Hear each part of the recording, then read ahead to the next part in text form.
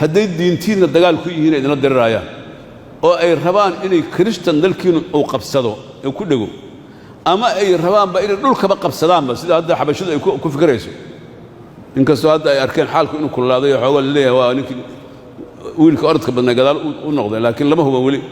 weli waxa waaye in isha lagu hayo marka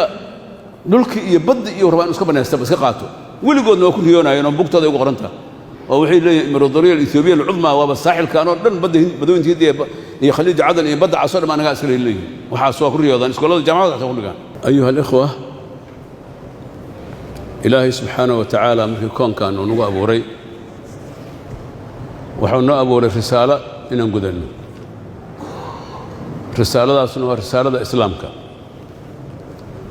risaalada islaamkuna waxay ku dhisantahay laba xaqiiqo cibaadatullaahi wa cimaaratul ard ilaahay oo la caabudo subhanahu wa ta'ala sida uu raali ka yahay oo asiga uu jideena lagu caabudo nabigiisa maxamed alayhi afdalus salaatu wa tasliimna oo u dabaqay cibaadadiisa iyo sidoo kale koonka in la camiro oo lagu camiro si ilaahay raali ka yahay oo dhinaca maadiga ah iyo dhinaca macnawiga ah laga camiro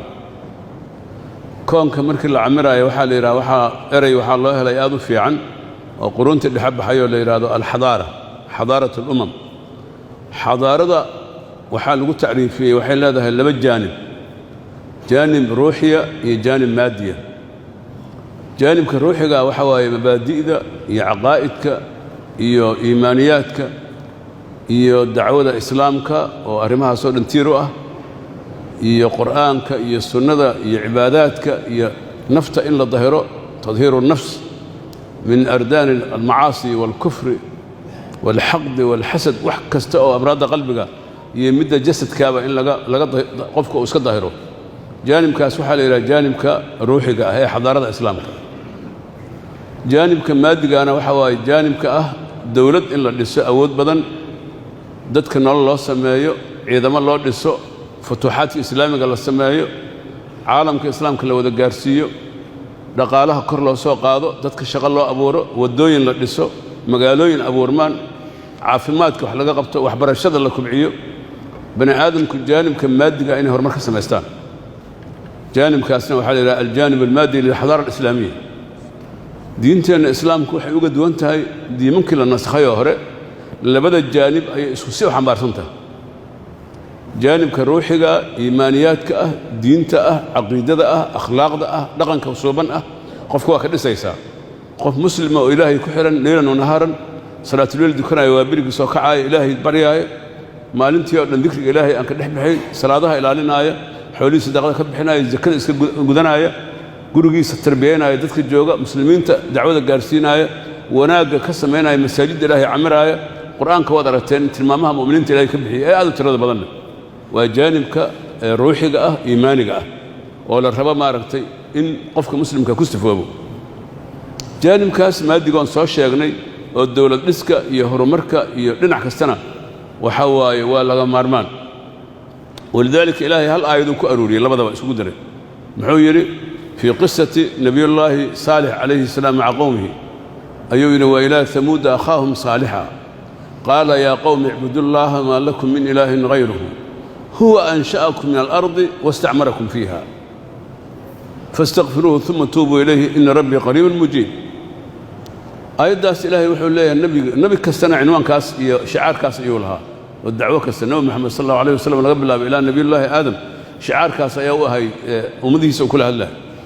وحيري أن اعبدوا الله إلهي عابدا ما لكم من إله غيره الله أسقى عن أهل مليه دينه وجانبك عبادة دوال وجانبك روحانيات كإيمانيات كوال مركز هو الله أنشأكم من الأرض للك أيو إذن كأبوري كلكم من آدم وآدم من تراب للك إذن كأبوري عرضوا نقا أبوري هو أنشأكم من الأرض واستعمركم فيها وحونا إذن كدل بين للك إنا العمرتان وتكون عمرتان si ilaahay raali ka yahay waataan soo sheegnay waa arrimihii dawladnimada waxbarashada caafimaadka cimaaratul ardi wadooyinkii warshadihii diyaaradihii ciidamadii horumarkii dhinac kasta oo maaragtay loo baahan yahay waa in la camiraa laakiin كل هذه الإعمارات أما التعمير كاسو وحو خدمينا يا كي هرو إيمانيات كهاي كي هرو الدين كهاي الله كحرنا شدي الله أيو ماركتي ولذلك كون كوحل لو كتابات الله كتاب مقروء وقرآن كاس كريم كهذا أو كرك النص صار آخرين نبينا مال وأصل كإسلام كأه هي كتاب منظور يجب دراسته والاستفادة منه هي كتاب إيش اللي هاي أو للنولي هاي أو إلى الربع إن تلف همول الدراسة لقى فائدته وكون كواي كون السماوات والأرض وما فيها الأرض والبحر ولذلك إلهي ست تفصيل أيها نقور من خيراتك ونوشاقي وحولنا بلن هذا كون كان إنه نسخر وسخر لكم ما في السماوات وما في الجميع منه هو الذي سخر البحر لتأكلوا منه لحما ضريا بد بوشاقي بيه بوشاقي لنعكس بيره بوشاقي